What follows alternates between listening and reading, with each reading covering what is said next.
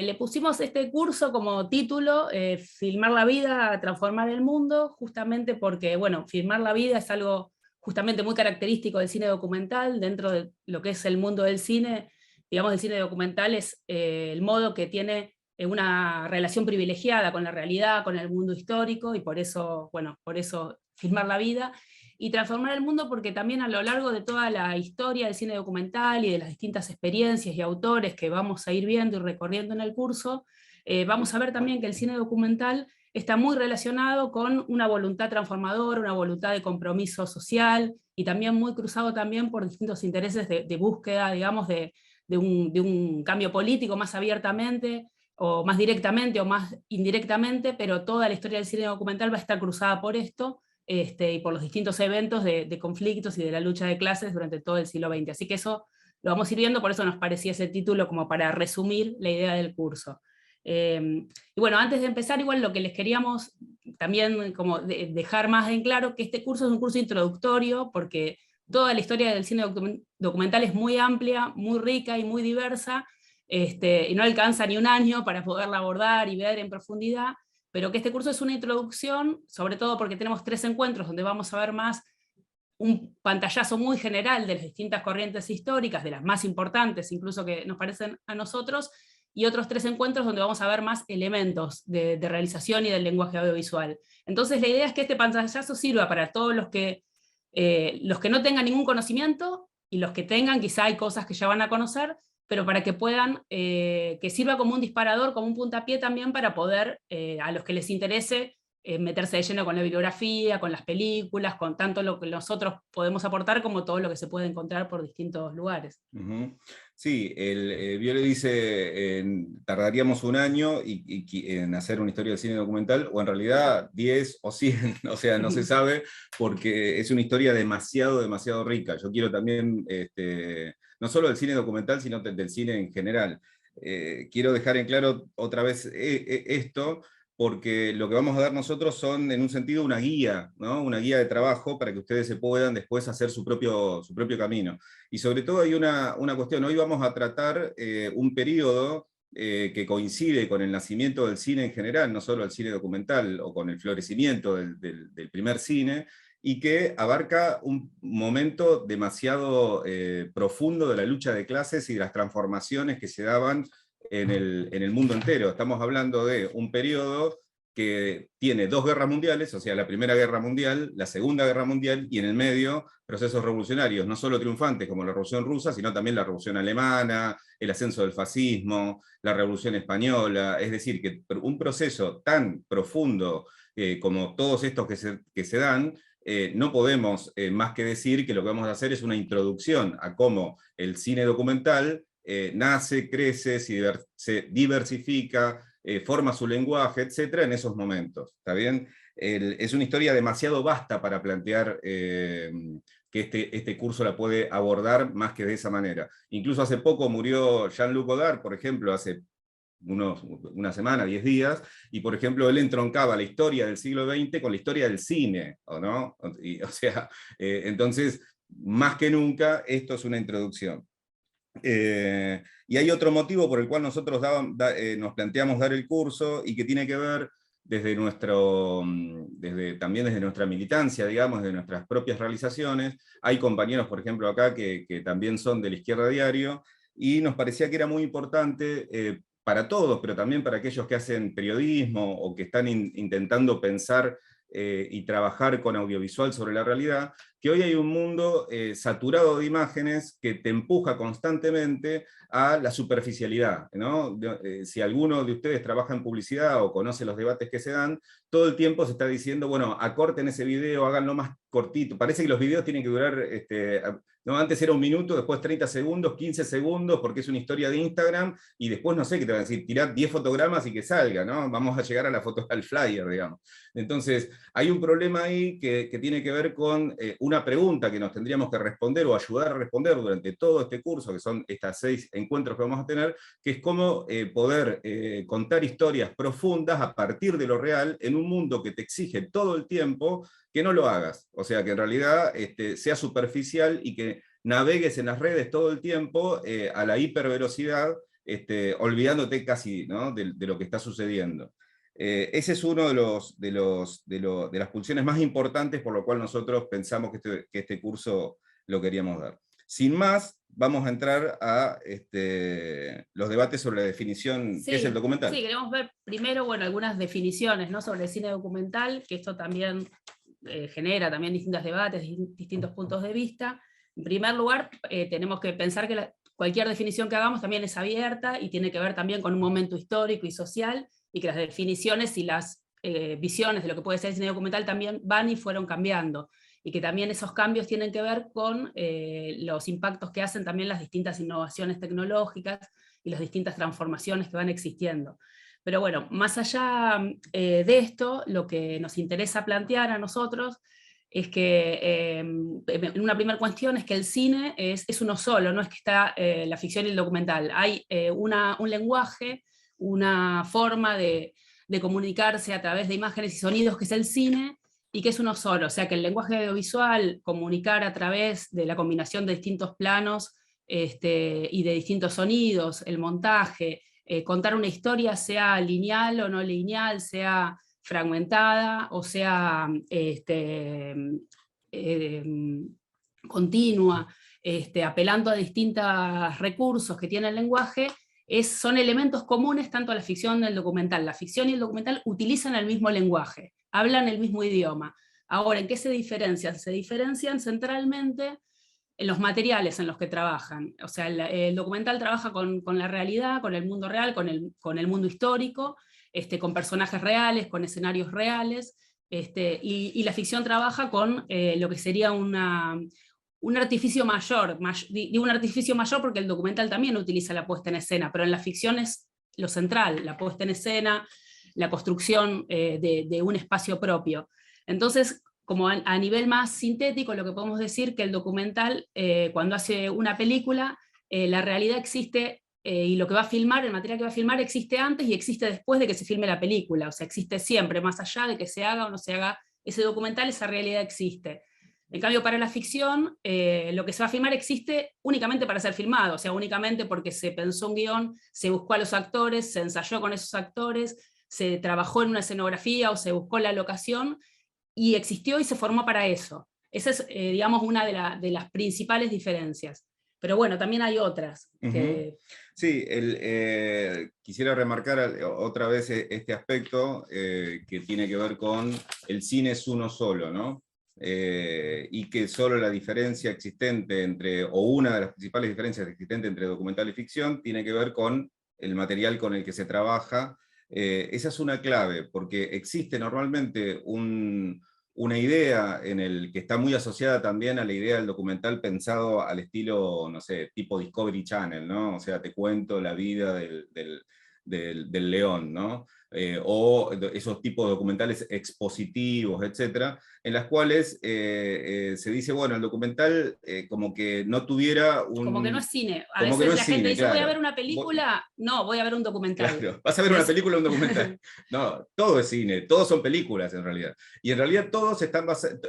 Yo quisiera tensar la cuerda para el otro lado, para después volverla al centro, pero desde un punto de vista, les voy a dar una primera definición, aunque me adelanto, que es, por ejemplo, Nichols, que ahora vamos a contar los modos que él plantea, es uno de los teóricos con los cuales que nosotros vamos a dar bibliografía, etc. Él plantea que en realidad la ficción, cuando pone en esas películas de ficción basadas en hechos reales, ¿no?, es un robo que le está haciendo al documental. ¿Por qué? Porque dice que todas las películas documentales son en realidad películas basadas en hechos reales. Interesante ese planteo, ¿no?, para pensarlo. Es decir, ¿y por qué en última instancia todos usan elementos ficcionales? Porque toda narrativa en última instancia es una ficción. Por ejemplo, supongamos, yo les contaba hoy, esto es breve también como para entender la idea y después avanzo, les contaba hoy, por ejemplo, nosotros hicimos una película sobre los años 20 en Argentina, y que abarca un periodo que va de 1917 a 1940. La película dura 1 hora y media.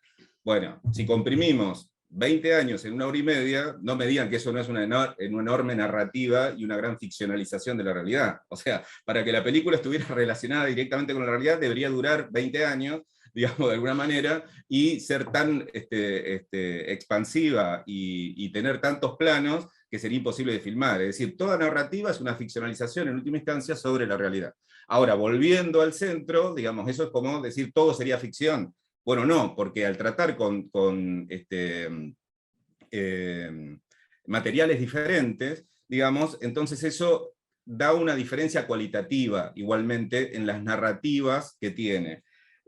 Por ejemplo, les voy a nombrar algunas bases y después voy a ir a otra. Por ejemplo, hay un documentalista que dice, que se llama Patricio Guzmán, no sé si lo conocen, es un documentalista chileno muy reconocido. Vamos a ver después algunas películas de él en los años 60, 70, pero él, por ejemplo, dice que el documental es una narrativa que estaría ubicada en una zona por arriba de un informe periodístico y por debajo del ensayo científico, ¿no? Otros autores, como él, plantean, ubican al documental en un terreno limítrofe entre el arte y la ciencia, ¿no? Alimentándose de ambos. Esa es una forma también de comprender por dónde va el documental. Por ejemplo, para Nichols, el autor que nombraba antes, el documental no es una reproducción o un espejo de la realidad, sino una representación del mundo que habitamos. La misma noción de representación en el documental supone un trabajo sobre lo real, ¿está bien? Otro aspecto interesante para pensar el documental, lo nombramos al inicio de alguna manera cuando Viole plantea esta pulsión política que tiene el documental, pero en realidad se podría decir que el documental tiene una dimensión ética diferente a la que se tiene muchas veces con la ficción, por el tratamiento con la realidad, con personajes reales, etc., e incluso con los objetivos que un cineasta se da para esto. Volviendo a Nichols, Bill Nichols, él plantea también tres aspectos que a mí me parecieron siempre muy interesantes para pensar qué es un documental, y plantea que la principal diferencia que tiene con el cine de ficción es que están hechos a partir de supuestos diferentes sobre tres factores. ¿Cuáles son esos tres factores? El propósito, el documental tiene un supuesto diferente con la ficción, en cuanto al propósito que uno busca, implican un tipo diferente de relación entre el cineasta y el sujeto, y generan diferentes tipos de expectativas entre el público. Volviendo hacia atrás, cuando uno va a hacer un documental, o cuando uno va a hacer una ficción, es distinto, ¿no? Lo primero que hablamos es decir cuál es el propósito que uno tiene, porque muchas veces el documental es, yo quiero contar esta historia para transformar la realidad, yo quiero mostrar algo de mi subjetividad de la historia tal, o recuperar tales personajes de la historia, cosas que la ficción puede tener, ¿no? Pero normalmente eso es diferente en cómo uno lo encara. Con respecto a la relación entre el cineasta y el sujeto, ahí hay una clave. Es diferente si uno tiene un actor que va a ser de un torturador, que entrevistar a un torturador. Ya creo que eso está clarísimo, ¿no? O sea, y después de eso podemos tomar 1000 ejemplos diferentes sobre esta misma idea, ¿no? La relación entre el cineasta y el sujeto. ¿Cómo trata uno a un actor profesional con el que tiene que filmar, o que incluso tiene alguna relación monetaria, ¿no? Porque le pagó para hacer una ficción?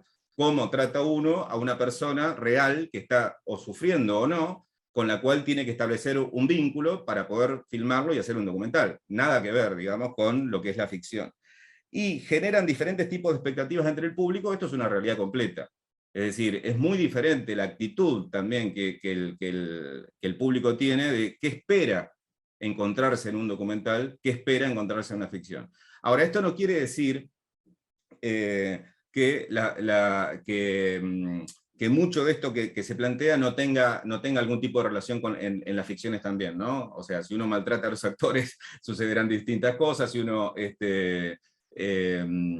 cuando uno va a hacer una ficción, seguramente también quizá tenga una visión ética de por qué lo hace. O sea, se cruza, como se cruzan los lenguajes todo el tiempo. Pero creo que estos tres aspectos que plantea Nichols son muy interesantes para empezar a entender qué es realmente específico en el documental, al mismo tiempo que decimos que el cine es uno. Sí, bueno, aprovecho que estás nombrando mucho a Nichols para entrar por ahí. Bill Nichols es un autor, un teórico y de cine documental, historiador, que sacó muchos libros, entre uno que se llama La representación de la realidad en el 91, y después 2 libros más que son como actualizaciones de ese mismo libro. que plantea algo que es muy interesante y que se toma como base de estudio en todas las escuelas de cine, bueno, en los distintos cursos de documental, que es algo que ahora nosotros vamos a ver acá en este curso. Nosotros vamos a ver la historia del cine documental, por un lado, en un sentido más cronológico, para ver algunas cuestiones, cómo se fueron sucediendo, y por otro lado, desde de un punto de vista de cómo lo plantea Bill Nichols, que es según los modos de representación. Los modos de representación son distintos conjuntos, digamos, de elementos del lenguaje que utilizan los documentales, y que a partir de ver un montón de documentales y analizarlos en toda la historia del cine, Bill Nichols los agrupó primero en seis modos, primero en 4, después lo actualizó a 6, y ahora hace pocos años estaba por sumar uno nuevo, el 7º. Entonces, estos modos de representación no es que se dan cronológicamente uno detrás del otro, sino que incluso pueden convivir históricamente, y no es que cada película tiene un modo de representación. Cada película puede combinar elementos de distintos modos de representación, pero a nosotros nos sirve para conocer y para distinguir distintas estrategias del lenguaje en el cine documental. Voy a contar más o menos cuáles son, así a nivel general, voy a contar cuáles son estos modos, muy sintéticamente ahora, y después los vamos a ir retomando, para que lo tengamos en cuenta, y después a lo largo de todos los encuentros lo vamos a ver en concreto, en las películas, en la historia, y vamos a volver a ver cómo trabajan, ¿no? Uno de los modos que él plantea es el modo poético, que es el modo que es un modo que está más ligado o emparentado con lo que son las vanguardias. Son, por ejemplo, las películas que utilizan centralmente el montaje de imágenes. Se utilizó mucho en el cine mudo, en lo que fueron las películas que luego vamos a ver, que fueron las sinfonías de ciudades, de cómo hacer distintas relaciones entre el montaje de imágenes para transmitir también sensaciones. Son películas que centralmente no acuden a un personaje principal, sino a un escenario colectivo, a situaciones colectivas. Otro de los modos también de los comienzos es el modo expositivo, que ese modo surge justamente cuando empieza el cine sonoro, que es el típico documental de voz en off, donde muchos lo llaman la voz de Dios, porque es una voz cerrada, o sea que plantea ya casi todo un discurso cerrado, como si fuese una verdad, y donde el montaje de imágenes y de archivo está en función de ilustrar esa voz, de ilustrar ese texto, o de justificar ese discurso que se está diciendo. Ese es el típico modo expositivo que describe Nichols. Después hay dos modos que surgen con mucha fuerza a partir de fines de los 50, pero que ya están presentes antes, ya vamos a ver que van a estar presentes antes, que son el modo observacional y el modo participativo. El modo observacional es cuando el cineasta quiere filmar casi volviéndose invisible, quiere registrar una situación, o registrar una institución, o registrar un espacio, un lugar, sin que tratando de no incidir en la situación, tratando de volverse invisible para registrarlo tal cual es. Ese sería el modo observacional, que justamente surge a fines de los 50 porque hay una innovación en la tecnología, con tecnologías más livianas, más pequeñas, que permiten hacer ese registro. Y el modo participativo, que también a partir de esa tecnología se desarrolla mucho, es al revés, que el cineasta actúa dentro de la película, dentro en escena, digamos, o no en cuadro, pero donde las entrevistas, sus indagaciones, sus investigaciones, son parte de la creación de esa escena a filmar, provocan las escenas que va a filmar. Por ejemplo, cuando interpela a un entrevistado, por ejemplo, cuando hay esas típicas entrevistas al enemigo, bueno, que alguien interpela y entrevista para que pisen el palito, bueno, o distintos documentales, bueno, donde uno de los elementos que se utiliza mucho en este modelo es la entrevista. Y otros dos que él plantea son el modo reflexivo, que es un modo que tiene que ver con reflexionar sobre el propio lenguaje del documental. Esas películas que hacen, digamos, que ponen, dan cuenta del propio dispositivo cinematográfico, de cómo se realiza, que reflexiona sobre el lenguaje que se usa. Películas que reflexionan sobre cómo ponen la cámara, cómo está filmado, cómo se hace el montaje, y es parte de la misma película esa reflexión. O sea, no solo de lo que se está filmando, sino cómo se lo filma, es parte de la reflexión de la misma película. Eso es el modo reflexivo, por lo que se ve y por lo que se dice. Luego plantea el modo que es expresivo o performático, que es un modo que también tuvo en los últimos años, también se desarrolló mucho, que es un modo en donde está muy presente la primera persona, donde y la subjetividad del realizador, sus opiniones, su relación con el material que está filmando, sus sentimientos, sus experiencias, y eso es parte también de la película, donde por un lado dio documentales quizá demasiado encerrados en sí mismos, demasiado intimistas, o sea, que apelan a películas, digamos, muy de eso, de la primera persona, pero por otro lado dio un montón de obras muy interesantes, como por ejemplo muchas de las que hace la cineasta Agnes Barda, que después vamos a ver, donde se relaciona lo personal con lo social, lo personal con lo político, donde puede haber un link entre historias más personales con el entorno social y político, que son muy interesantes. Y después, no está en sus libros, pero sí en algunas entrevistas que dio en los últimos tiempos Nichols, planteó que habría que plantear un nuevo modo, de acuerdo a las nuevas innovaciones tecnológicas, que sería el modo interactivo, que tiene que ver con Internet, las redes. Bueno, él lo empezó a pensar cuando estaban ya los DVD, con la posibilidad de hacer documentales tipo Elige tu propia aventura, que qué sé yo, que se puedan plantear distintos finales o elegir personajes. Bueno, un montón de posibilidades que se pueden pensar a partir de las nuevas tecnologías. Bueno, estos modos, para que ustedes los tomen en cuenta, después vamos a volver, queríamos comenzar porque los conozcan, no se preocupen que no es que es la última vez que lo decimos y ya está planteado, es solamente, es una idea que es una caja de herramientas, digamos, incluso él lo plantea desde ese punto de vista, que nos sirve a nosotros como para comprender cuáles son distintas estrategias para conocer la realidad. Yo lo pienso de esa manera, ¿no? ¿Qué estrategia se da uno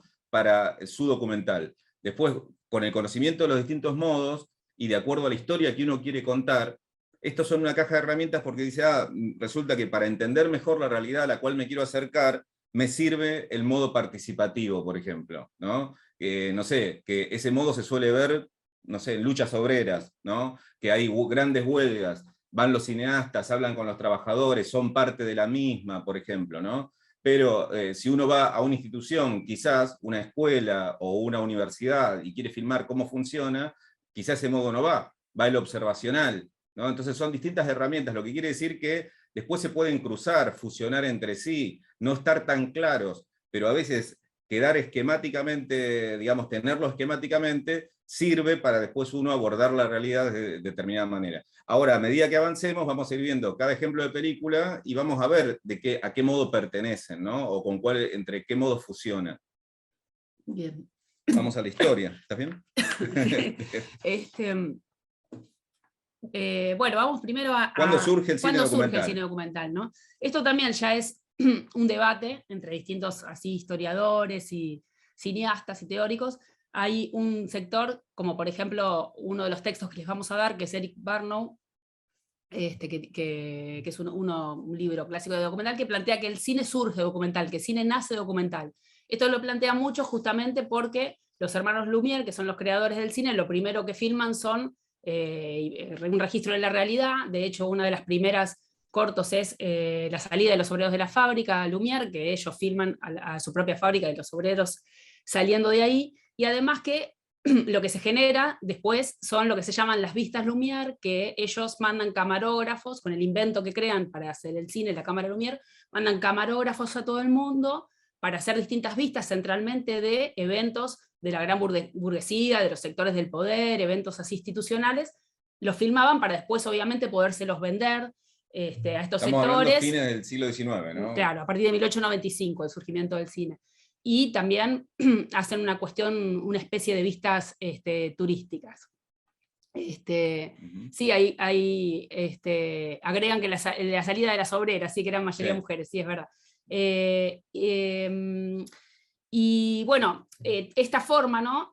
También el hecho de que la primera filmación sea la salida de las obreras de la fábrica tiene mucho que ver justamente con en qué momento surge el cine, surge con el capitalismo, bueno, y que va a atravesar toda esta historia. También hay otro hecho de estos primeros años que marca algo importante, que es el primer hecho de censura del cine, porque en 1896 uno de los camarógrafos Lumière estaba filmando la asunción del zar Nicolás II y se realiza un derrumbe y hay una represión, y entonces el zar manda a requisar la película.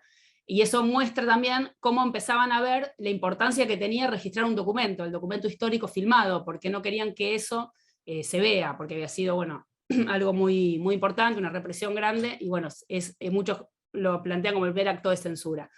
Bueno, pero esto que se empieza a desarrollar en todo el mundo, los primeros años, estas actualidades, tipo noticieros, va a haber todo otro sector de historiadores, de teóricos y de realizadores que van a plantear que no, eso no es el comienzo del cine documental, porque eso es solamente un registro básico de la realidad, y que el cine documental surge, dicen, a partir de 1922, y plantean una película que se llama Nanook el Esquimal como la primera película documental.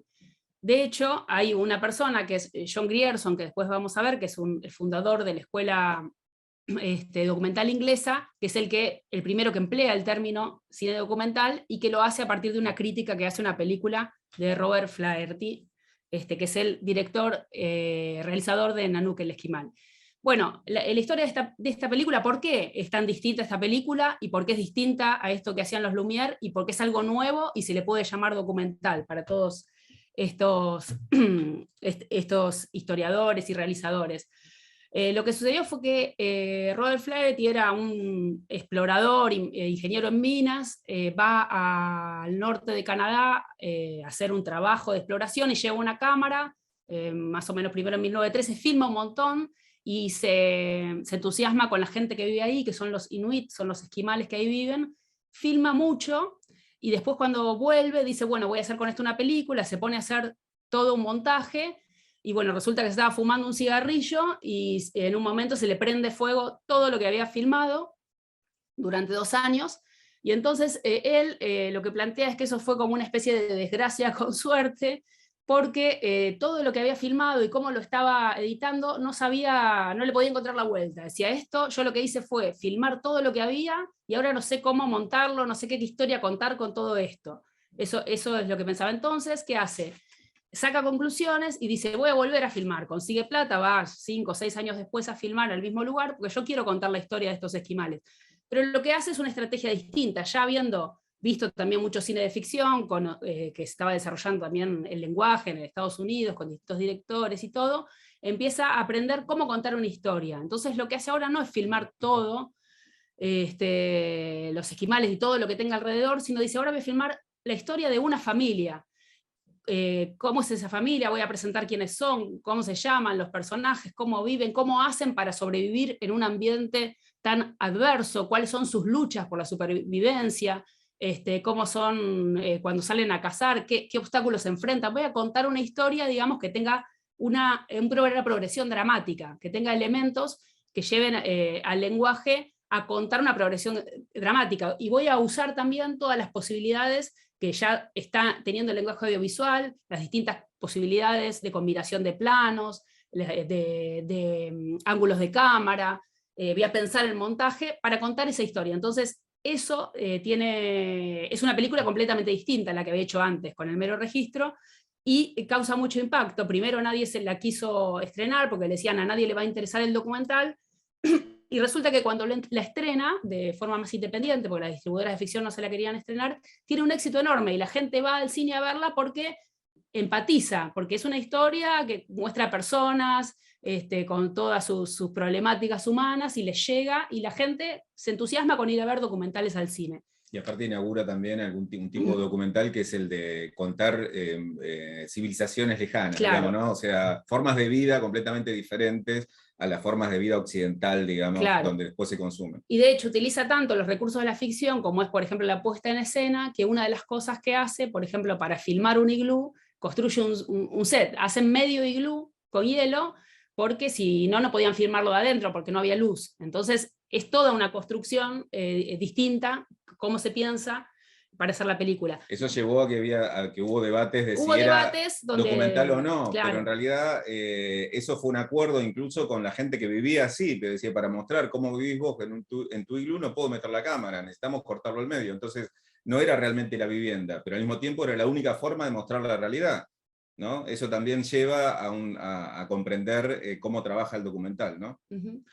Vamos a hacer ahora, no les comentamos, vamos a ver un fragmento, lo que vamos a hacer muy cortito de Nanook para después cerrar esta idea. Vamos a poner en el chat un link de YouTube y cada uno lo ve por su lado con el micrófono, digamos, apagado, y después volvemos después a hablar. Porque es más fácil que pasarlo acá en pantalla compartida, porque por ahí se traba y eso. Así que pego ahora el link de YouTube en el chat y cada uno lo ve.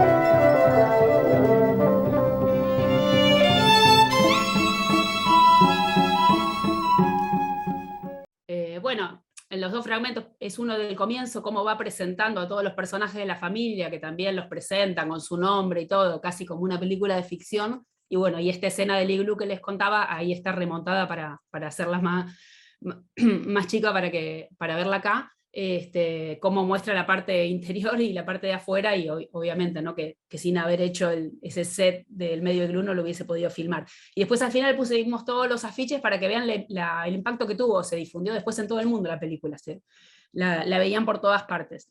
Después vamos a mandar unos links y todo para que la puedan ver entera. Pero bueno, un poco les voy a leer dos frases también de un texto largo que se los vamos a subir, que es de John Grierson, que es Postulados del Documental, que habla un poco de esto que estábamos diciendo, de por qué para él esto a partir de acá, ¿no? Es el documental.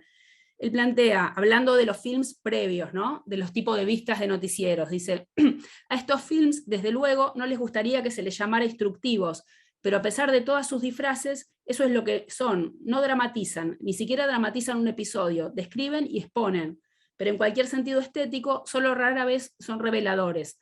allí está su límite formal, y es improbable que puedan hacer alguna contribución considerable al arte mayor del documental.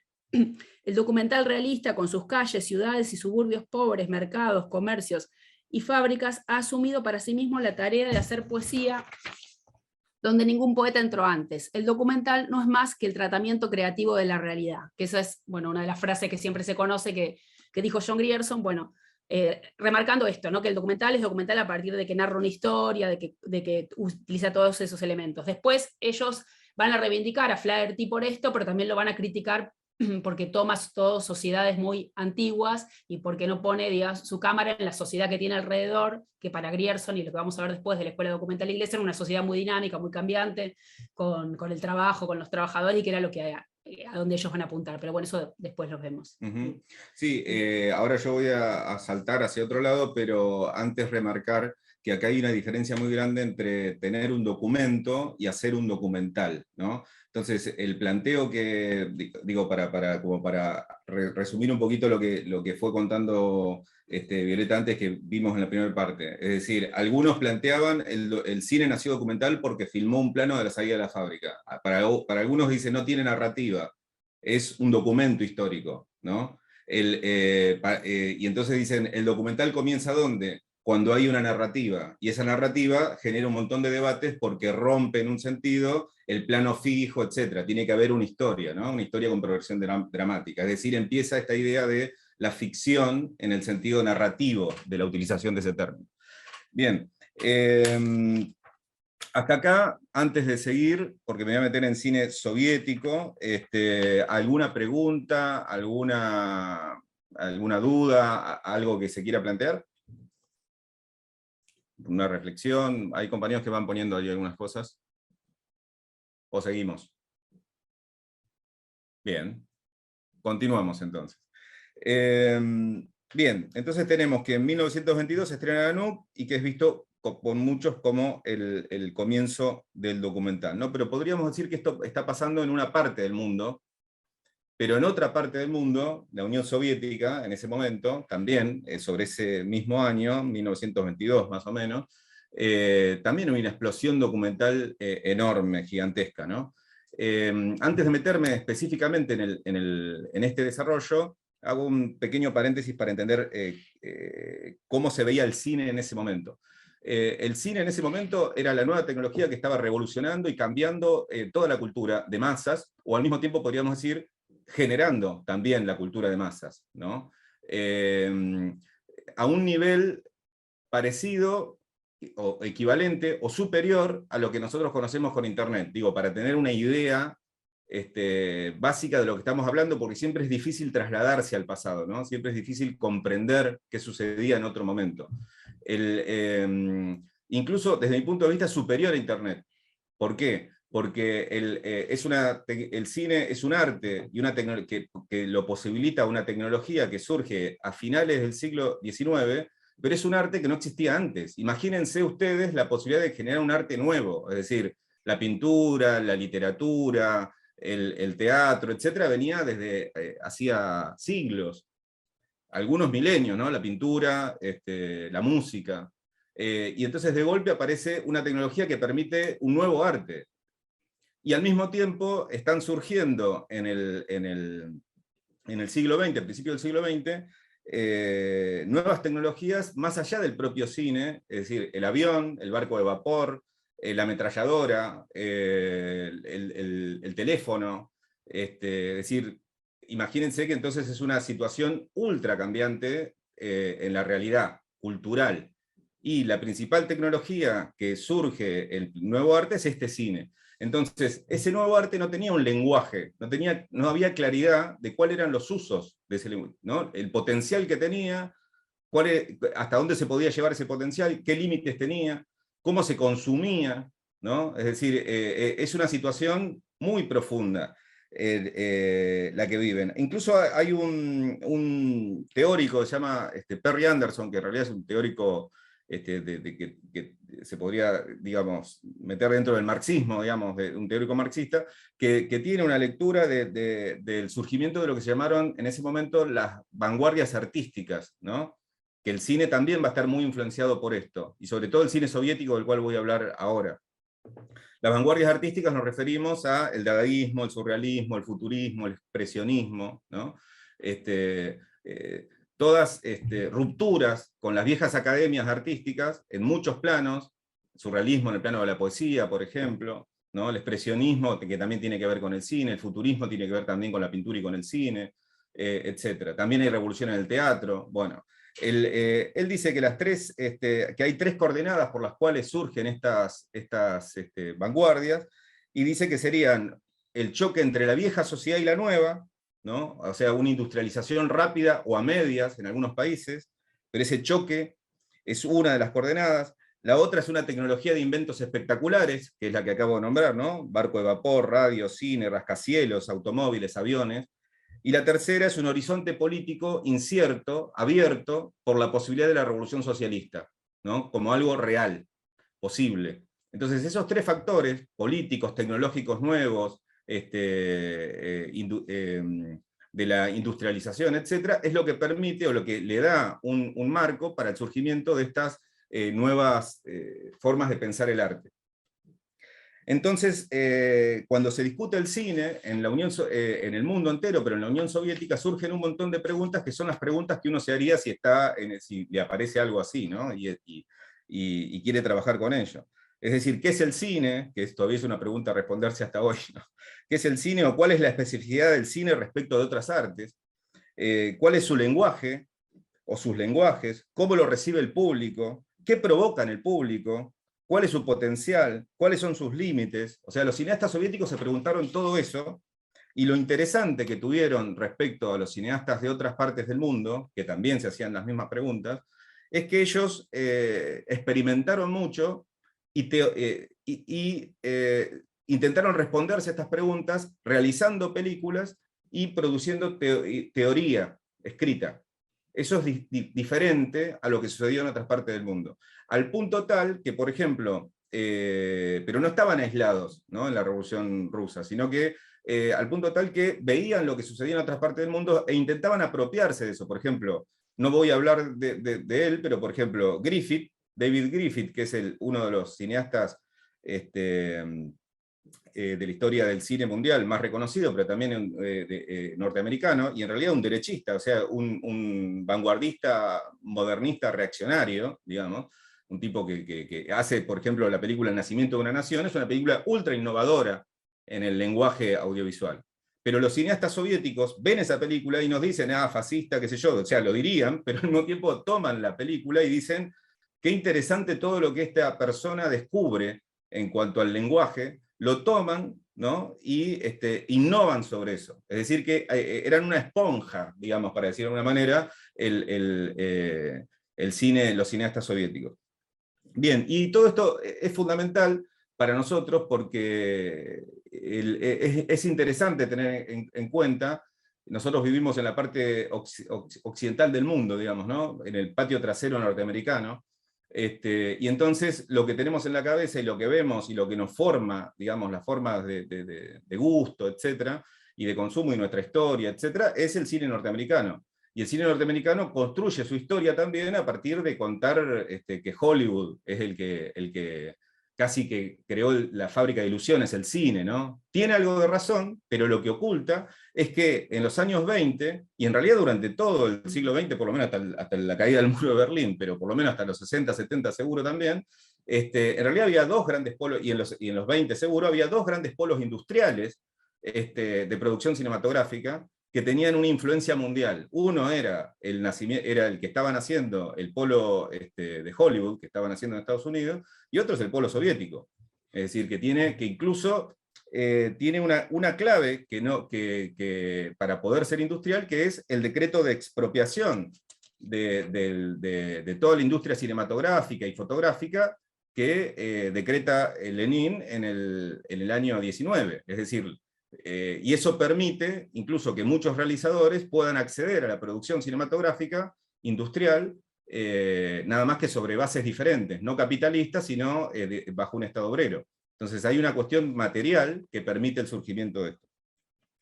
esta generación de cineastas, hay una enorme generación de cineastas soviéticos, voy a nombrar algunos, y después le vamos a pasar, digo, por el tiempo también, pero por ejemplo, para nombrar algunos de ellos, porque después me voy a centrar solo en uno, pero uno es Pudovkin, por ejemplo, que es uno de los grandes cineastas de ficción, teórico del montaje, fue soldado en la Primera Guerra Mundial, Svedol Pudovkin.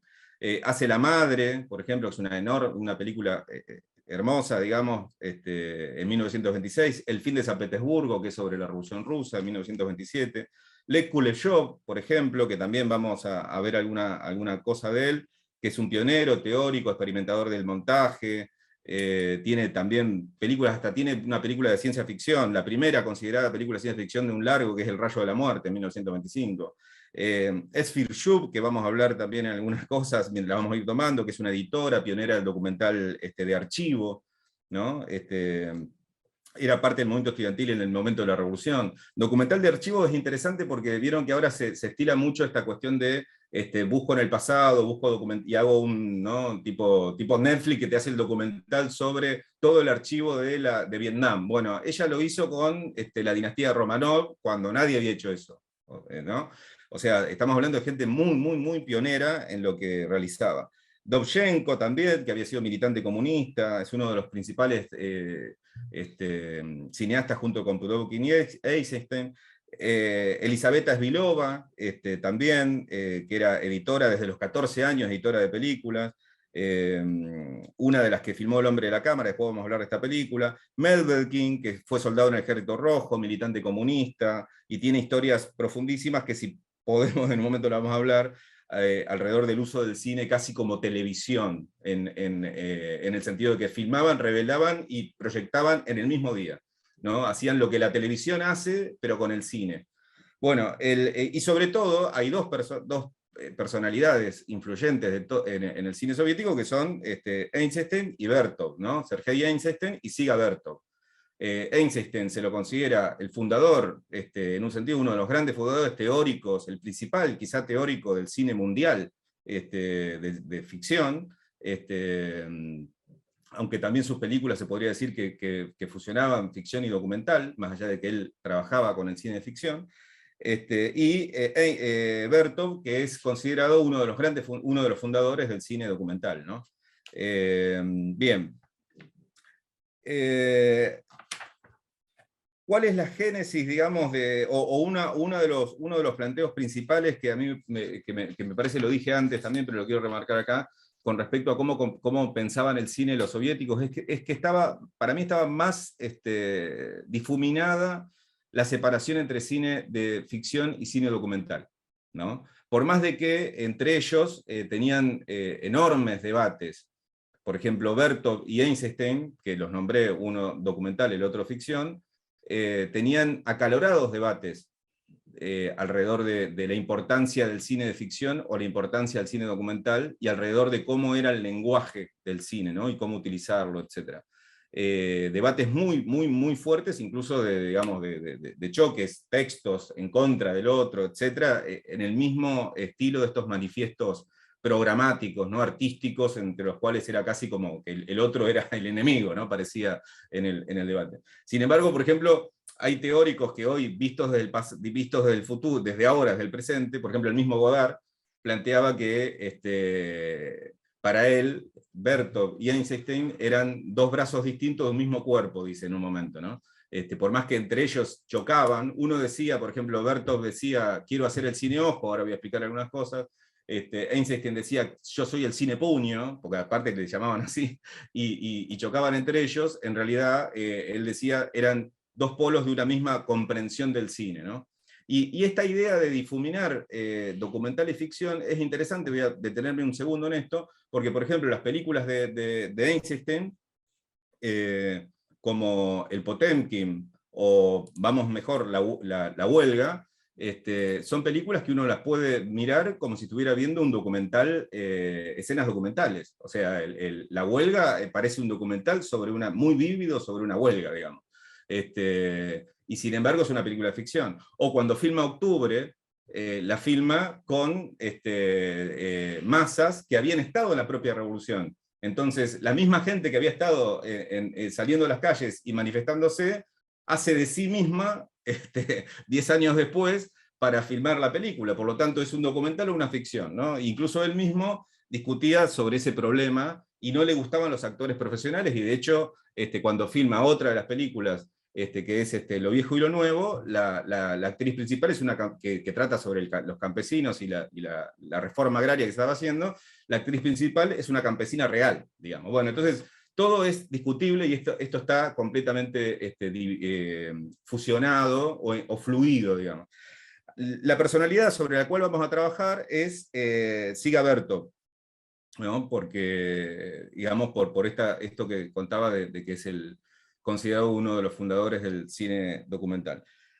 Él en realidad, en el 17, él era del movimiento futurista, en el 17 confluye con la Revolución Rusa, y trabaja en lo que se llamaba, en lo que en ese momento eran toda la propaganda. Ustedes recuerden que Lenin consideraba al cine como el principal arte, ¿no? Le daba mucha importancia, todo el Estado obrero le daba mucha importancia al cine. Invierten en el cine, y aparte tenían toda una población campesina muy grande y analfabeta. Entonces, la posibilidad de llegar con las imágenes y con el cine para ellos muy importante, era muy importante. Para mostrar esto, para mí la revolución se hace en 1917, ya fines de 1917, 1919 se expropia toda la industria cinematográfica, etc. Y para el año 20, es decir, 2 años de la revolución, que se desata una guerra civil, o sea, cuando se hace la revolución rusa hay una guerra civil de 2 años hasta el 21, que tiene que pelear, digamos, para establecer el poder de los soviets. Lo que generan es toda una producción cinematográfica para mostrar lo que pasaba en el frente y para mostrarle a toda la población cómo avanzaba el Estado obrero, ¿no? Cómo estaba luchando. Y estos son los noticieros, lo primero que surge son noticiarios. Y Bertov lo que hacía era, trabajaba en los noticieros, era el que coordinaba todo el trabajo de los noticiarios. De hecho, primero, para recordarlo, él hace entre el 18 y el 19 lo que se llamaba el cine semana, ¿no? Todas las semanas salía, digamos, un noticiero, y después, entre el 22 y el 25, hace lo que se llama el Kino Pravda, que es el cine verdad, que era como el diario en imágenes del Pravda, que era el diario del Partido Comunista en ese momento. ¿Está bien? Entonces, él tenía un lugar central, es el que coordina todo. Entonces, ahí aprende mucho, porque incluso tenían un problema que era una cuestión, ¿no? Parecido a lo que contabas vos antes de lo fortuito, ¿no? que te lleva a pensar algo, ¿no? Bertov recibe de muchas partes del frente de batalla y de distintos lugares de la Unión Soviética fragmentos filmados. Entonces, y a veces tenían poca película, eran cosas cortas.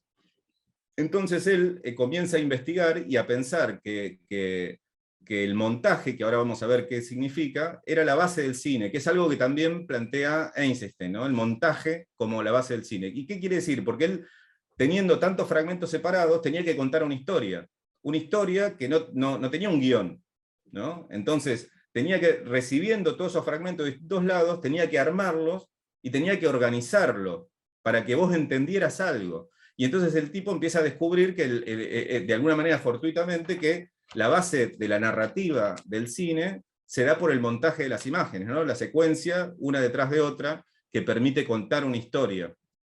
Él tiene, y que incluso se impacta mucho con la realidad, tiene algunos, le voy a leer algunas de sus dichos, ¿no? Al ver, digamos, por el lente de la revolución, él veía todo en tiempo real, decía, el campo visual es la vida, el material de construcción para el montaje es la vida, los decorados son la vida, los artistas son la vida, ¿no? Que eso lo mandamos, creo, en el texto que habíamos hecho para el inicio del curso. Incluso plantea que contra toda la ficción, es muy radicalizado, ¿no? Contra cualquier guión de ficción, él desecha radicalmente lo que consideraba cinematografía artística, ¿no? en referencia al cine de ficción, y dice que el objetivo del cine documental es organizar el mundo visible, ¿no? Dice, el mundo visible es es diverso, ¿no? Enorme, y entonces el documental es una forma, o el cine es una forma de organizar el mundo visible, y contarlo, mostrarlo, reflejarlo, etc. Y ahí surge esta idea del concepto de montaje, que es también una base que plantea Eisenstein. Dos palabritas sobre esto porque lo vamos a ir viendo a lo largo de todo el curso, pero es algo fundamental que lo tengan en cuenta, porque si no nombramos la palabra y no lo van a captar, digamos, ¿no? La idea de montaje hace referencia a un mecanismo, ¿no?, por el cual el lenguaje audiovisual crea sentido, ¿no? Es decir, transmite una idea o un discurso.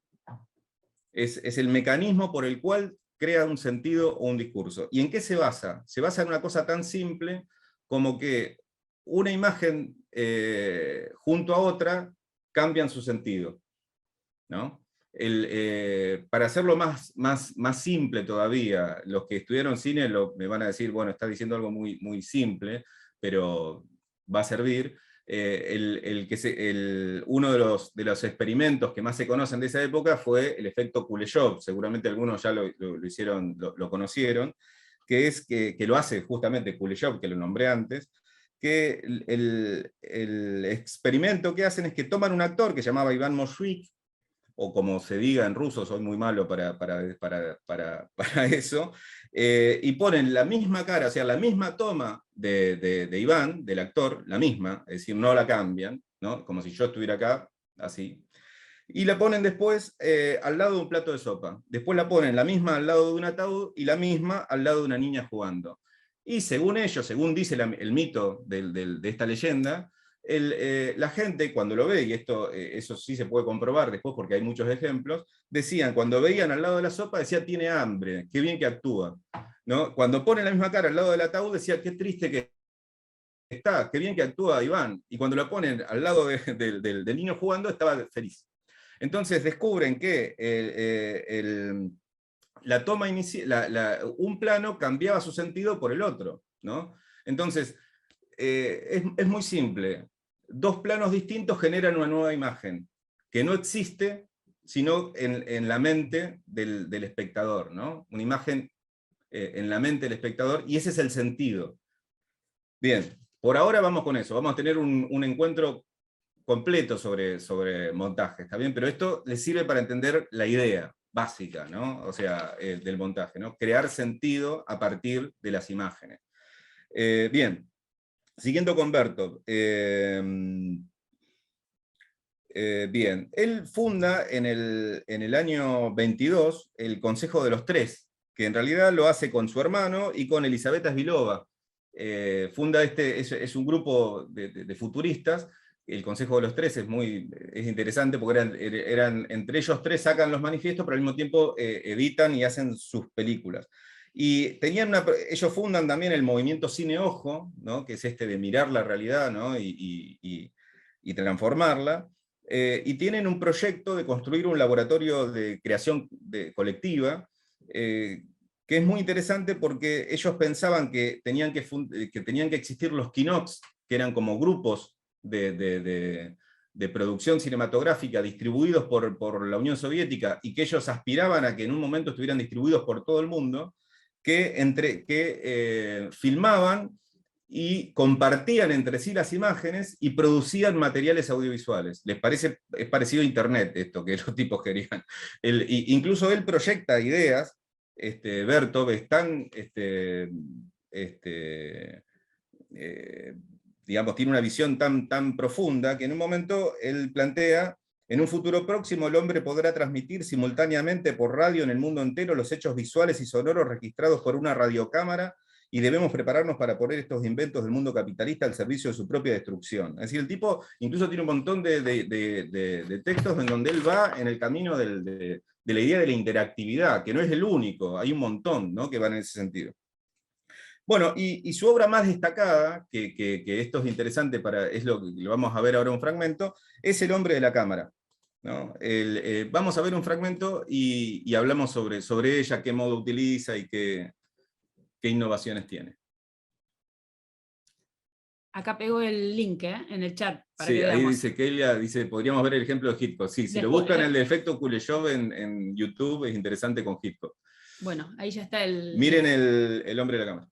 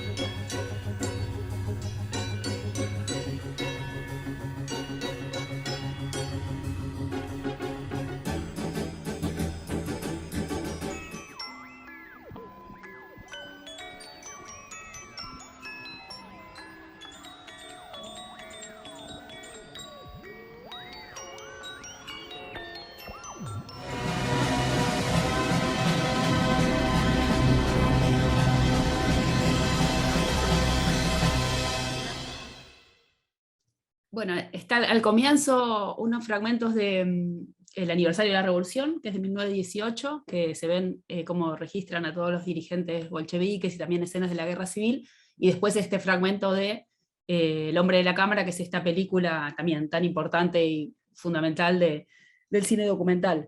Un Que se poco, filma en 3 películas, se que se filma en filma en 3 tres ciudades, ciudades, sí. En Odessa, Kiev y Kiev Moscú. y Moscú.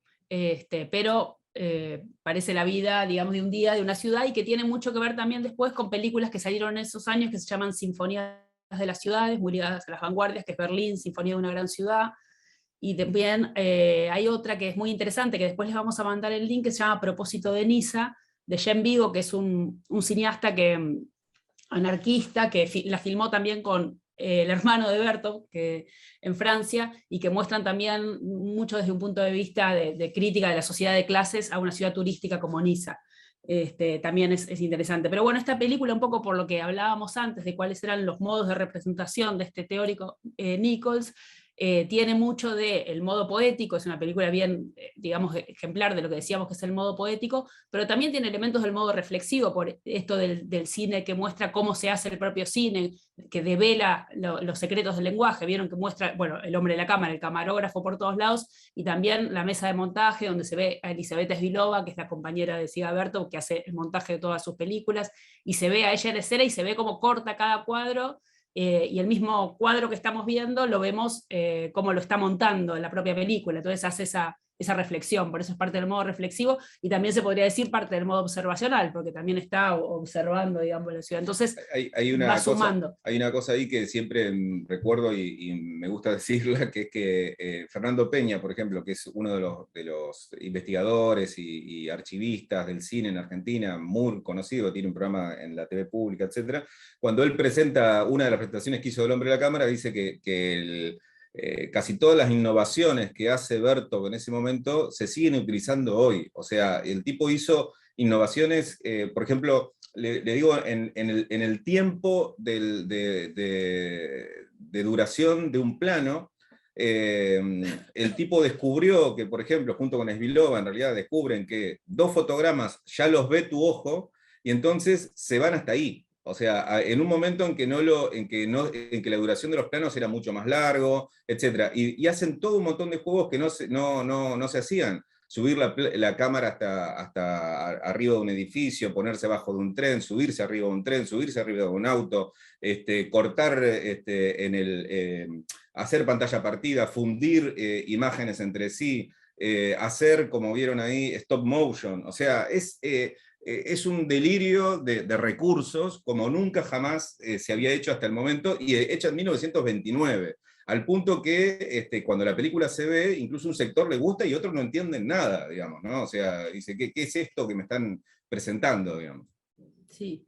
Bueno, A mí me encanta, digo, perdón, me gusta mucho Berto, y El hombre de la cámara es una gran película. sí, y también tenemos que decir algo que es importante, que cómo sigue la historia de Bertov, es frenado, digamos, toda su creatividad y todo el motor de toda su exploración y su creatividad, como de toda la vanguardia soviética, es frenado por el estalinismo, cuando se burocratiza la revolución, y digamos, con el estalinismo se impone lo que es el realismo socialista, y se cercenan todas estas búsquedas y toda esta experimentación enorme que había surgido al calor de la revolución. Sí, esencialmente tiene mucho apoyo y libertad esencialmente en los años 20, sobre todo en la primera etapa de los años 20, hasta 25, 26, es donde tienen mucho apoyo estatal y mucha libertad de trabajo.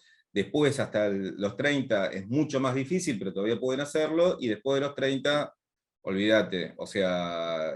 va a cambiar muchísimo lo que es el claro, cine en general y el documental. Directamente se censuran este tipo de producciones, bueno, es toda una historia presenta bastante... guiones y nunca se los aprueban, claro. En su diario, que después se los vamos a subir porque está entero en PDF, cuenta todo lo que es ese sufrimiento que tiene, que no puede seguir realizando casi nada. Exactamente.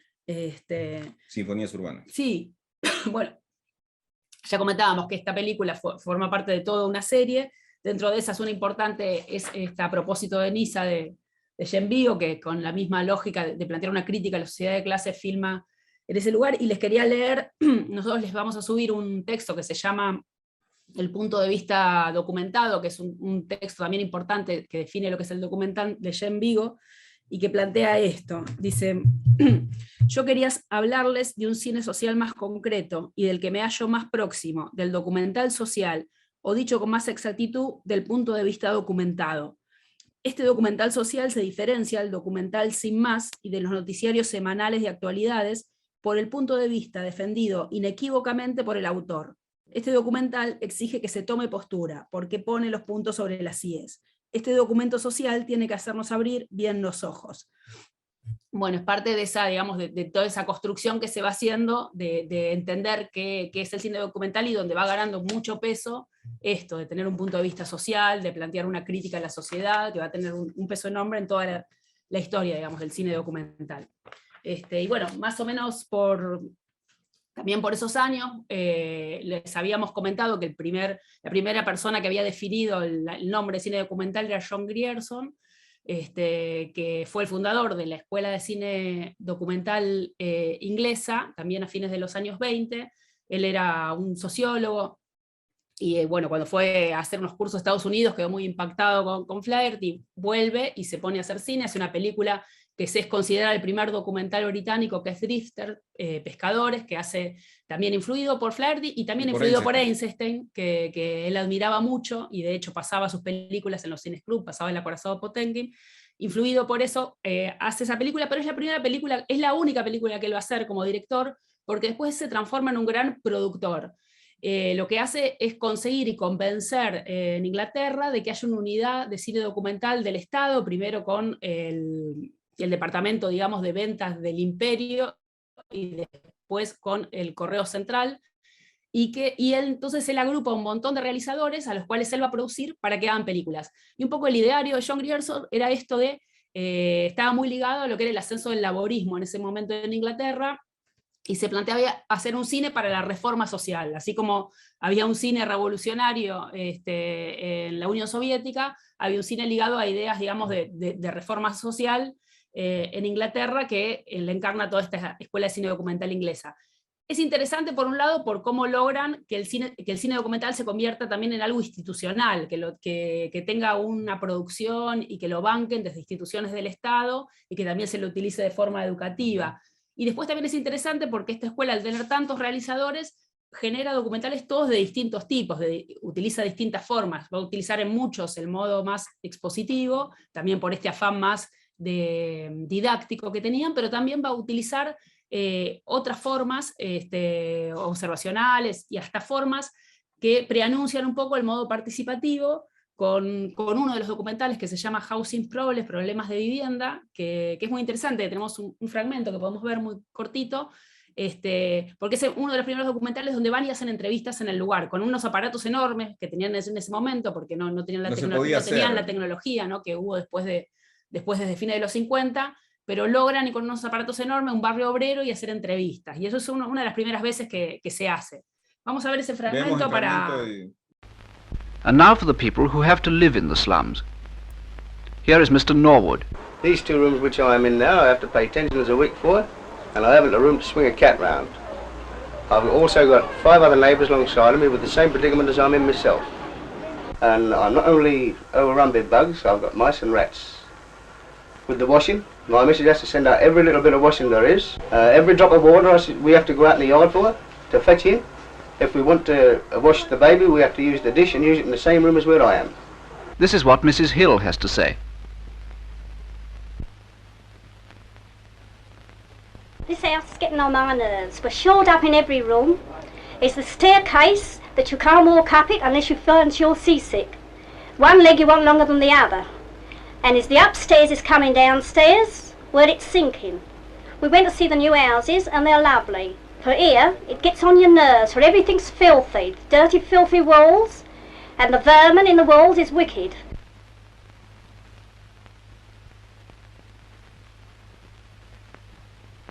So I'll tell you, we're fed up. If anybody comes to see you, they say they feel bilious when they get down the stairs, because it's all crooked.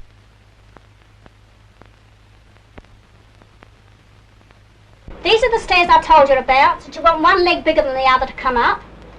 And when you scrub them, the water pours down the sides instead of coming on the floor, on the stairs.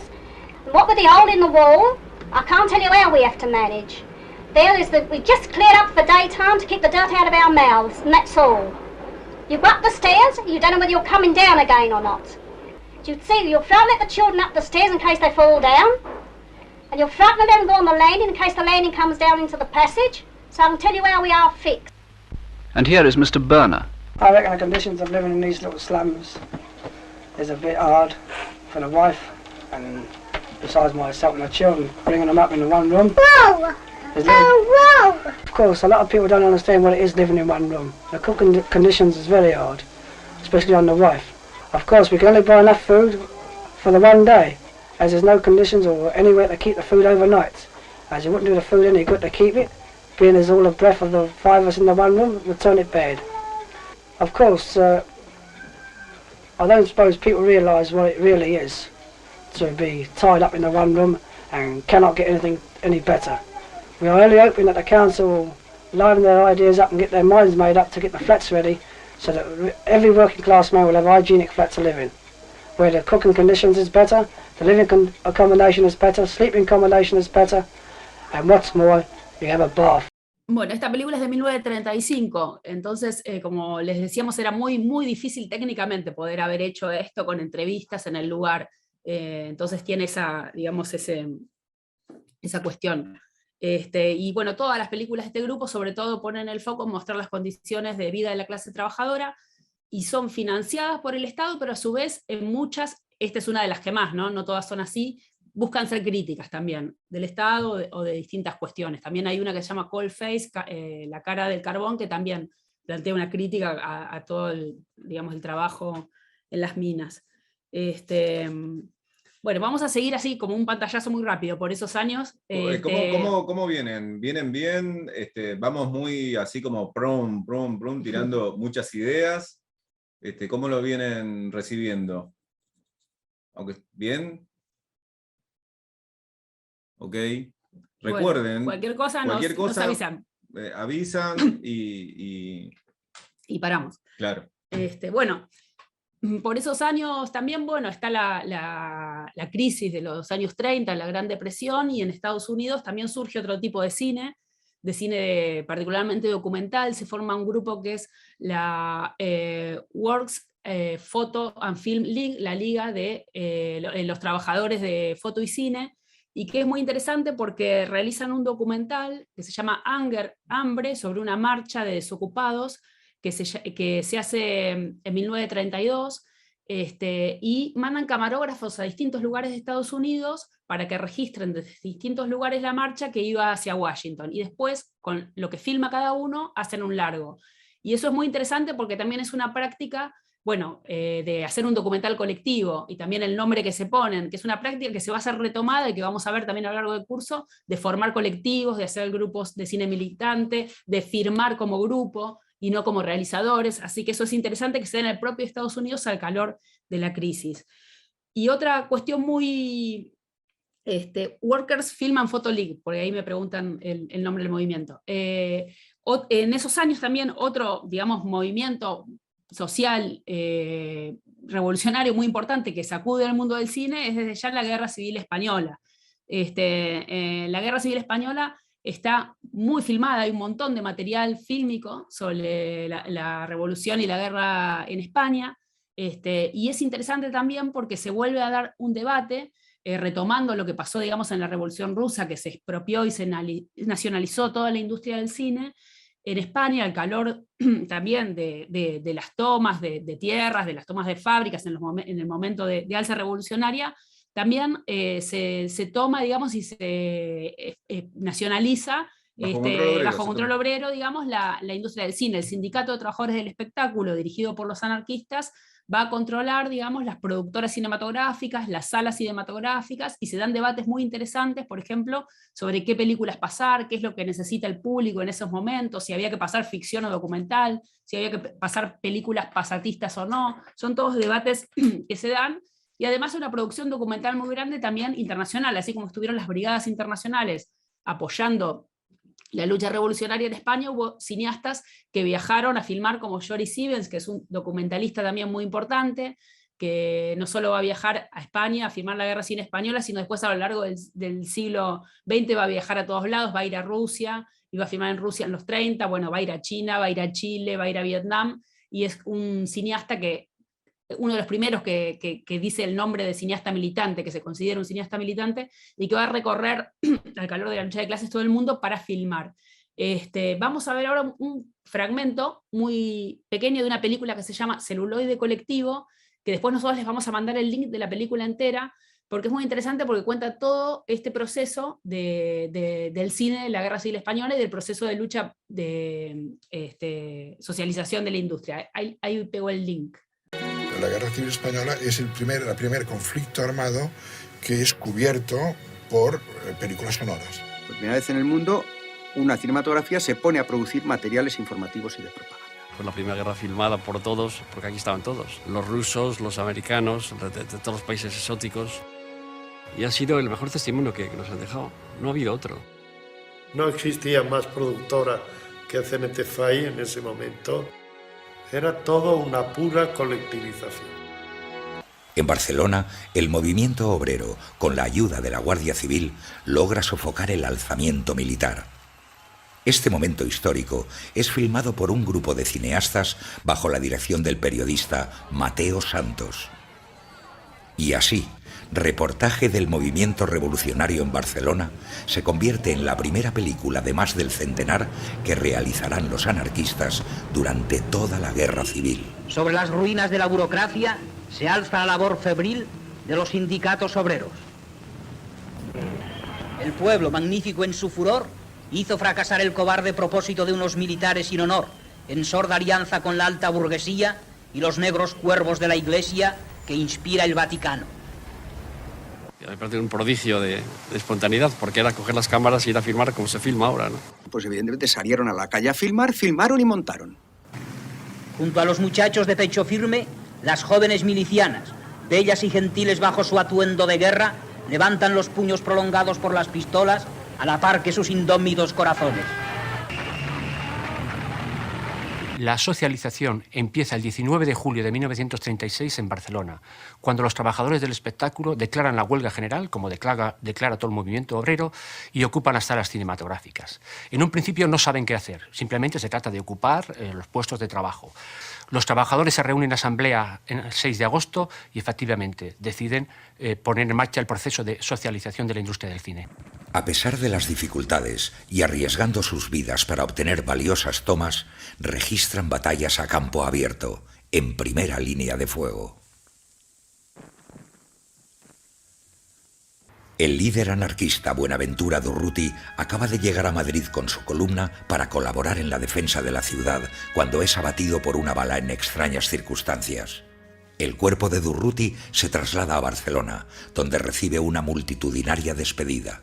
Yo estuve rodando en el cementerio de Barcelona y después hubo que rodar por la calle y me acuerdo que de tanto rodar aquellas cámaras que estuvimos allí en el Paseo de Gracia de Barcelona, se nos acabaron las baterías y entonces no podíamos rodar, no sabíamos qué hacer, y entonces ya una cosa que no se hacía nunca era poner la vieja manivela en la cámara. Me puse un libro debajo del sobaco, que es como yo había aprendido a rodar en mis primeros tiempos a mano, y entonces ya girando la cámara, no el hombro, sin mover el hombro para no bailar la cámara, girando solamente el brazo.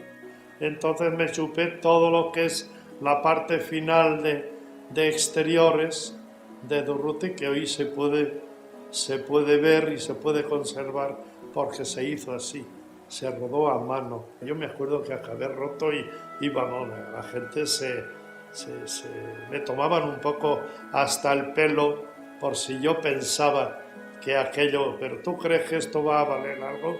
Pues es la única posibilidad, o tenerlo o no tenerlo, y lo tuvimos, afortunadamente.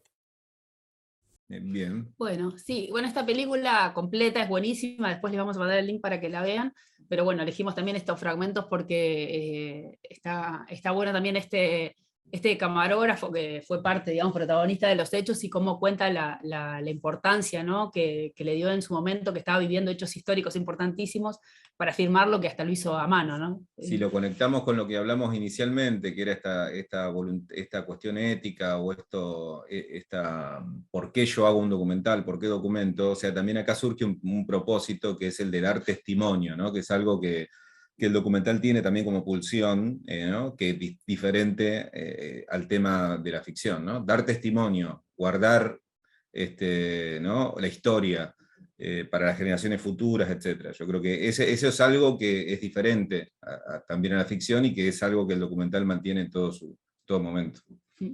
Bueno, y también de esta época, digamos, de España, otra personalidad importante es Luis Buñuel, que es centralmente conocido como un cineasta surrealista de ficción, pero que también realizó documentales en 1931, Tierra sin pan, de Surdes, que un poco denuncia toda una situación de pobreza extrema al interior de España, y que después en 1936 también va a hacer una película, España 1936, a pedido, digamos, del gobierno republicano, pero Les Surdes es muy interesante porque es una película que también muy provocadora, o sea, es una película documental con el mismo espíritu, digamos, de los cortos surrealistas que él había hecho, de provocar al espectador. Vamos a leer una pequeña reflexión de Buñuel sobre esa película. Después la película la van a tener en los links también. Buñuel dijo: Les Surdes era muy distinta y sin embargo era una película gemela. Me parecía que estaba muy cerca de mis otras películas, Un perro andaluz y la edad de oro. Claro, la diferencia era que esta vez tenía una realidad concreta enfrente, pero esta realidad era insólita y hacía trabajar la imaginación. Además, la película coincidía con las preocupaciones sociales del movimiento surrealista, que eran muy intensas entonces. Está en la misma línea. Las dos primeras son imaginativas, la otra está tomada de la realidad. Pero yo me sentía en la misma disposición de espíritu. Bueno, cuando vean la película van a ver que es bueno, un documento, digamos, muy fuerte de toda una situación de mucha pobreza y atraso en una región de España, y también con un texto y una voz en off que busca eso, permanentemente la provocación al espectador. Acá también una cuestión. Yo no sé si ustedes conocen a Buñuel o conocen El perro andaluz, ¿no? Si no, búsquenlo en internet, etc. O sea, El perro andaluz, estamos hablando de un cine surrealista. Cine surrealista a más no poder, digamos, ¿no? Es la única película que ustedes saben que los surrealistas eran muy duros en sus críticas, y que, por ejemplo, cuando un cineasta o un artista de ellos iba a presentar una obra y que decía que era surrealista, si no le gustaba se la rompían toda o le tiraban tomatazos, o sea, no había ningún problema.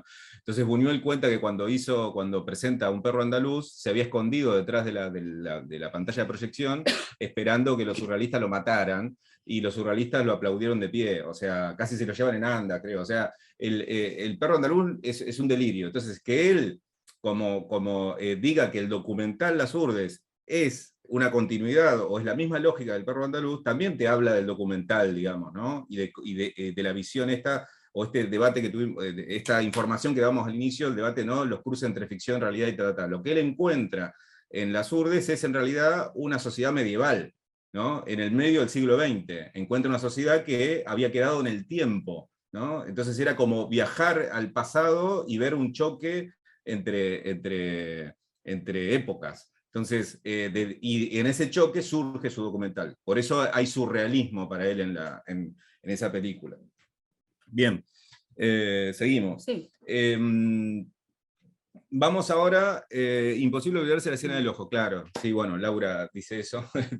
La escena del ojo es como que te parte. Claro, aparte empieza con eso, ¿no? O sea, como para que sepas a dónde qué vas a estar mirando.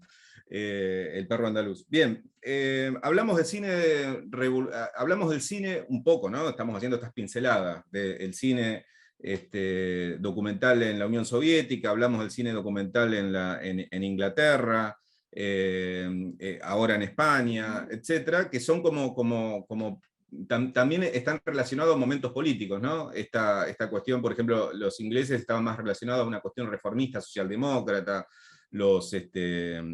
soviéticos al Partido Comunista y la idea de la revolución, los españoles lo mismo, y todo el peso del internacionalismo, etc. Pero durante esa misma década, la década del 30, surge otro movimiento político de masas, que es el fascismo. O sea, ¿no? Año 33, Hitler asume como canciller alemán, ¿no? Incluso por formas democráticas, pero aprovecha formas democráticas por arriba y por debajo milicias fascistas, ¿no? Que atacan a las organizaciones obreras. Y una vez en el que logra una parte del poder, va a elecciones destruyendo literalmente y persiguiendo a las organizaciones obreras, los sindicatos, encarcelando opositores. Está la famosa quema del Reichstag, que era el parlamento alemán, por el cual terminan acusando al comunismo y encarcelando dirigentes. Es decir, estamos hablando de una ofensiva del fascismo que quiebra literalmente las organizaciones de izquierda y de masas del movimiento obrero en Alemania, ¿no? Una derrota enorme. Y al mismo tiempo tiene una base social extendida, sobre la cual se basa, ¿no? Aparte de la violencia, hay una base social. Y este movimiento también hace documental, o sea, también utiliza el cine documental para sus fines de propaganda.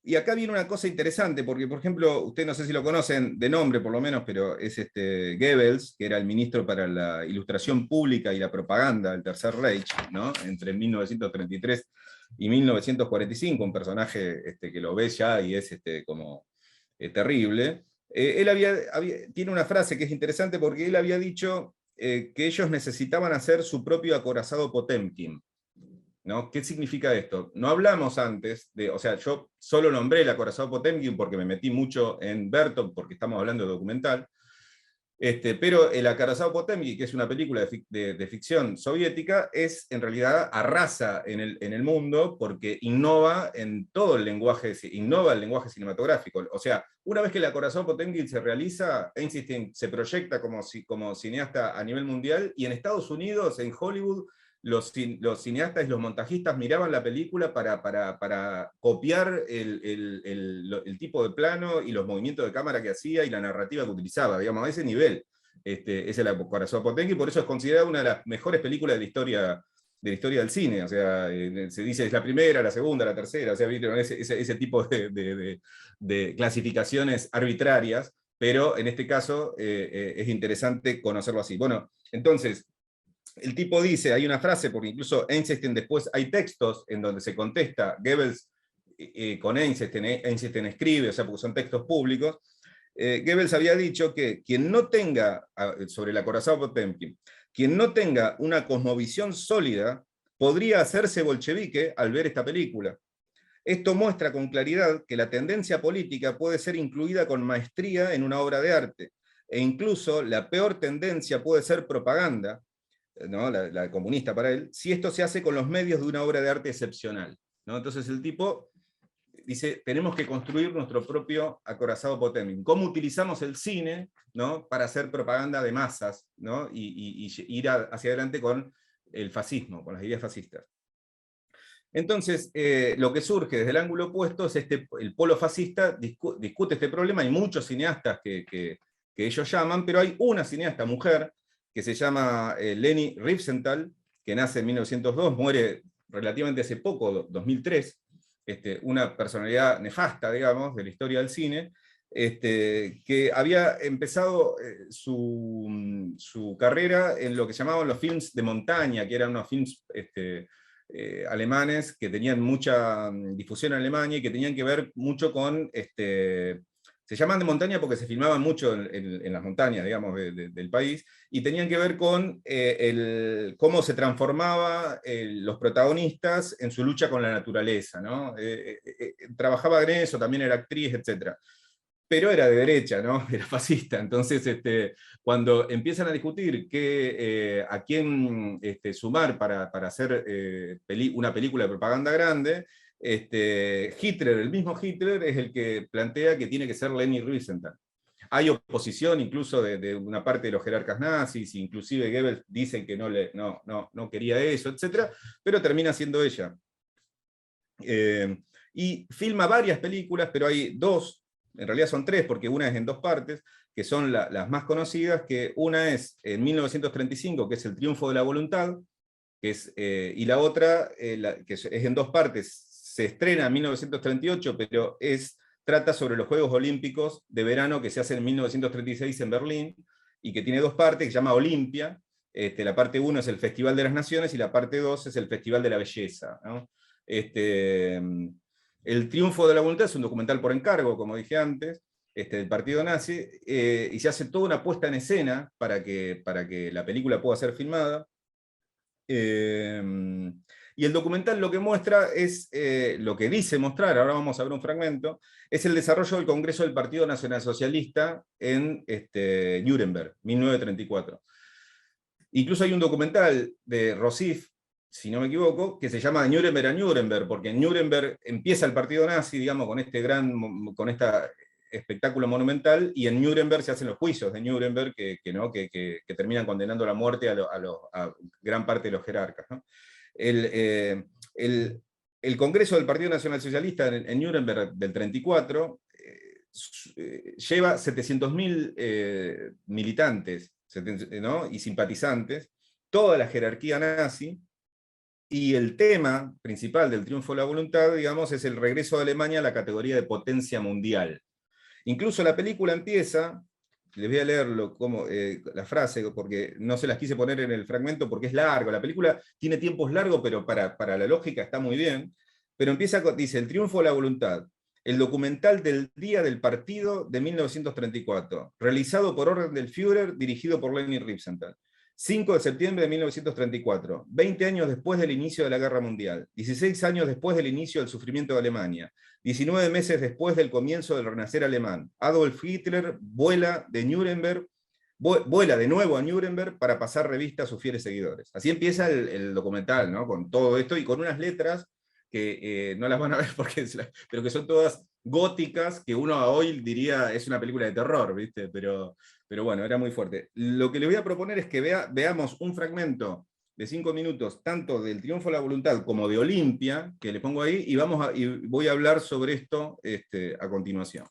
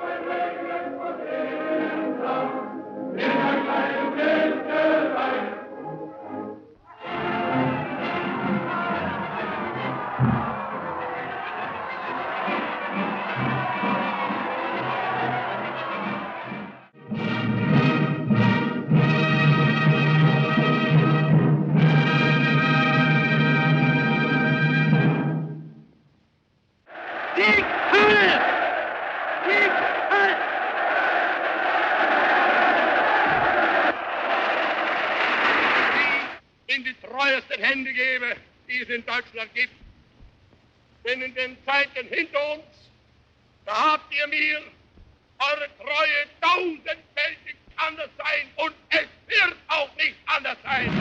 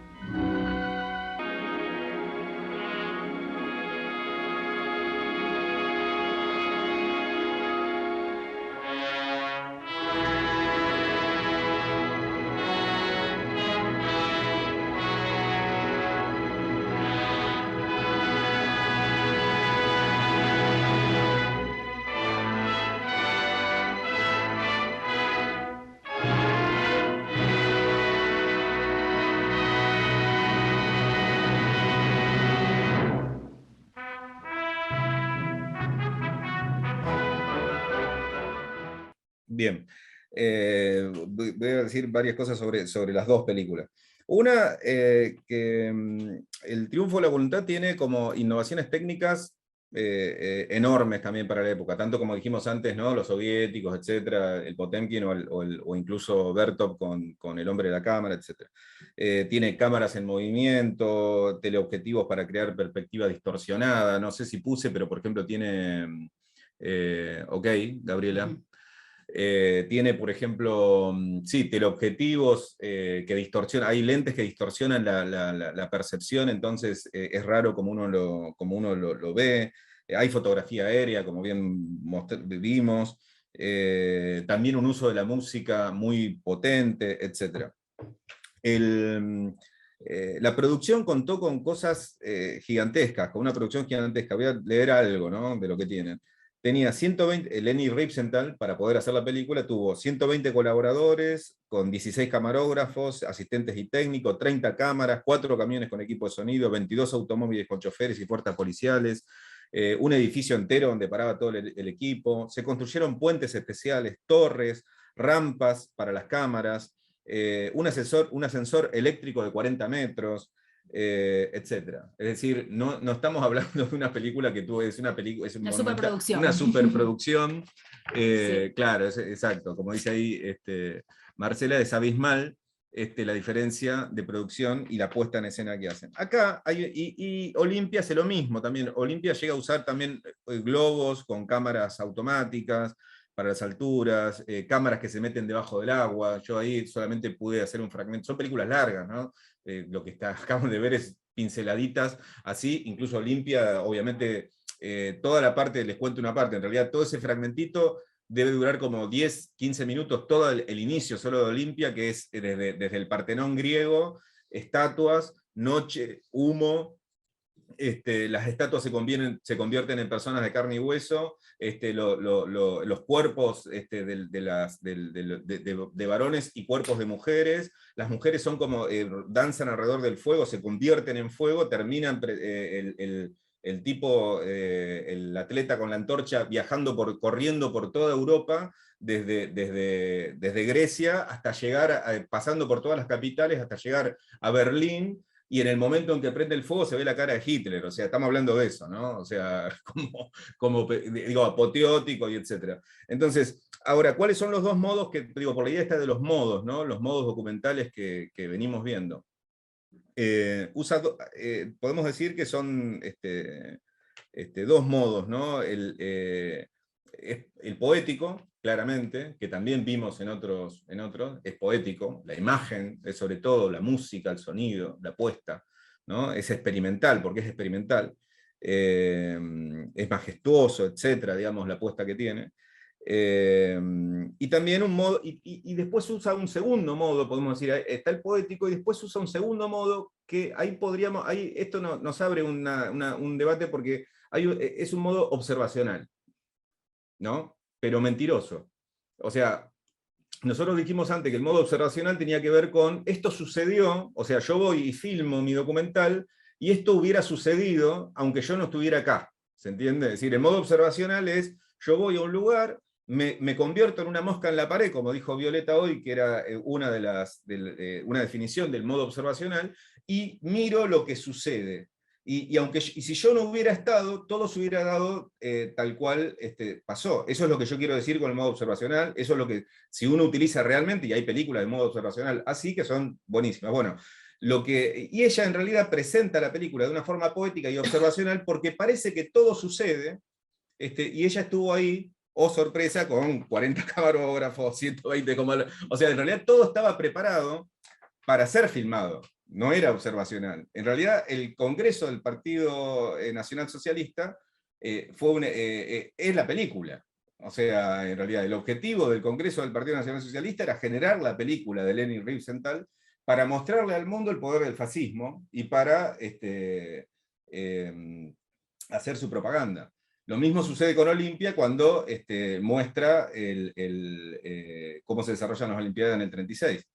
Incluso en una parte de la película, del fragmento de El triunfo de la voluntad, ven esa cámara, por ejemplo, que se eleva, o sea, hay un uso digamos, muy magistral, digamos, de la técnica, ¿no? En donde esa cámara que se eleva para mostrar las masas ordenadas, ¿no? Como los soldados, y los únicos que caminan en esa cosa estática los jerarcas nazis, etc. O las cámaras que se elevan y te muestran todo, van desde los personajes principales y se abren a lo general, ¿no? Y ves todo el Congreso, etc.